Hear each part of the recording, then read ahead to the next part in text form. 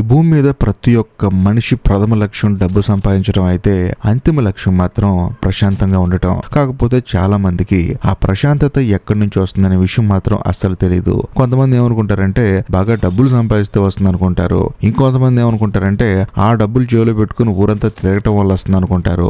మరికొంతమంది అయితే కేవలం డబ్బున్న వాళ్ళకి మాత్రమే ప్రశాంతత ఉంటుంది, మిగతా వాళ్ళకి అస్సలు ఉండదని చెప్పి అనుకుంటారు.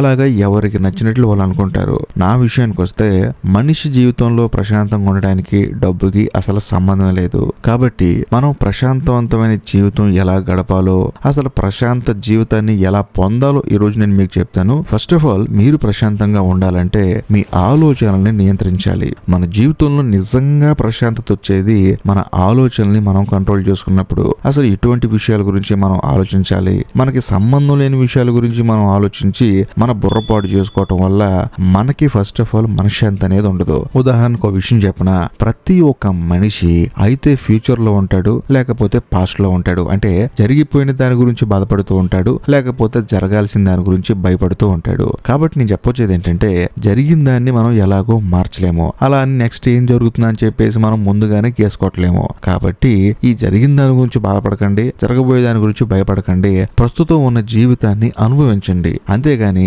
అతిగా ఆలోచించి జరిగిన దాని గురించి జరగబోయే దాని గురించి భయపడుతూ జరుగుతున్న జీవితాన్ని మాత్రం వదిలేసుకోమాకండి. కాబట్టి మీ ఆలోచనల్ని కంట్రోల్ చేసుకోండి. కంట్రోల్ కూడా కాదు, అసలు ఆలోచన రాకుండా నియంత్రించండి. ఇంకా రెండో పాయింట్ ఏంటంటే సంతృప్తి పొందటం. ఏ మనిషి అయినా సరే ఉన్న దాంతో సంతృప్తి పొందేవాడున్నంత ప్రశాంతంగా ఎవడో ఉండడు. చాలా మంది ఏమనుకుంటారు, అందరికి అన్ని ఉన్నాయి నాకేం లేవు అనుకుంటాడు. అసలు నిజం చెప్పాలంటే కాళ్ళు చేతులు బాగుంటే చాలు ఏ మనిషికైనా. ఎందుకంటే అవి లేని వాళ్ళు ఈ భూమి మీద ఎన్ని ఇబ్బందులు పడతారో మనకి ప్రత్యక్షంగా ఎవరు వచ్చి చెప్పాల్సిన అవసరం లేదు. కాబట్టి ప్రస్తుతం మీరు ఏ పొజిషన్ లో ఉన్నారో దాంతో సంతృప్తి చెందండి. ఒకవేళ తృప్తి లేకపోతే ఒక లక్ష్యం పెట్టుకొని దానికోసం ఫైట్ చేయండి. అలా చేయటం వల్ల కూడా మనిషి చాలా సంతోషంగా ఉంటాడు. ఎందుకంటే తన లక్ష్యం కోసం తను పోరాడుతున్నాడు కదా, అందుకని చాలా సంతోషంగా ఉంటాడు. కాబట్టి ఉన్న దానితో సంతృప్తిగా ఉండండి, లేని దాని గురించి ఆలోచించండి.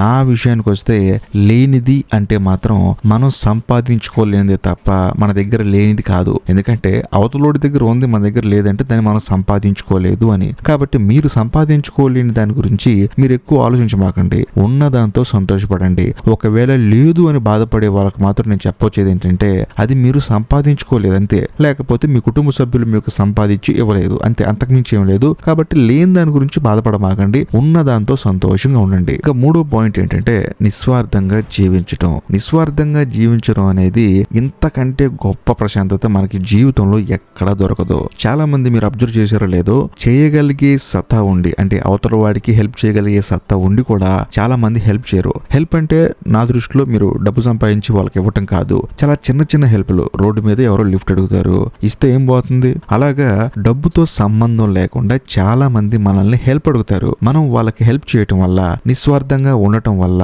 ఎంత ప్రశాంతంగా ఉంటుందో తెలుసా. అసలు అది అనుభవించడానికి ఒక గొప్ప అనుభూతి అనమాట. కాబట్టి ఒకవేళ డబ్బు ఉంటే అవతల వాళ్ళకి ఇవ్వగలిగే శక్తి ఉన్నప్పుడు పాపం ఏమీ లేని వాళ్ళకి ఇవ్వడంలో అసలు తప్పే లేదు. కాబట్టి నేనేమంటానంటే, గుళ్ళో దేవుణ్ణి మనం ఎలాగైతే ట్రీట్ చేస్తామో ఒక సాటి మనిషిని కూడా అలాగే ట్రీట్ చేయగలిగితే వాడున్నంత మనశ్శాంతిగా, వాడున్నంత ప్రశాంతంగా ఎవ్వరూ ఉండరు. ఎందుకంటే నీ మంచితనం అనేది ఏదో ఒక రోజు, ఏదో ఒక సందర్భంలో నీకు రిటర్న్ వస్తుంది. అది నువ్వు ఊహించవు, అసలు నువ్వు గెస్ కూడా చేయవు. కాబట్టి నిస్వార్థంగా జీవించడం వల్ల కూడా మనిషికి మనశ్శాంతి వస్తుంది. ఇంకా నాలుగో పాయింట్ ఏంటంటే, కొన్ని చిన్న చిన్న విషయాల్ని మర్చిపోండి. సో వాటిని మర్చిపోవడం వల్ల మనకు ప్రశాంతత వద్దన్న వస్తుందండి. ఎందుకంటే మనం ఒక సమాజంలో ఉన్నప్పుడు అవతల వాడు చేసే పనులు మనకు నచ్చకపోవచ్చు. అనుకోకుండా అవతల వాడు వాంటెడ్ గా చేసే పనులు కూడా మనల్ని చాలా బాధ పెట్టొచ్చు. అయినా వాటిని మనం గుర్తుపెట్టుకోవడం వల్ల వాడు బాధ పెట్టినప్పుడు పడే బాధ కన్నా వాటిని మనం తలుచుకున్నప్పుడు వచ్చే బాధ చాలా భయంకరంగా ఉంటుంది. కాబట్టి నేను చెప్పొచ్చేది ఏంటంటే, వాటిని మర్చిపోండి, చిన్న చిన్న విషయాలను వదిలేయండి. అలా వదిలేయటం వల్ల,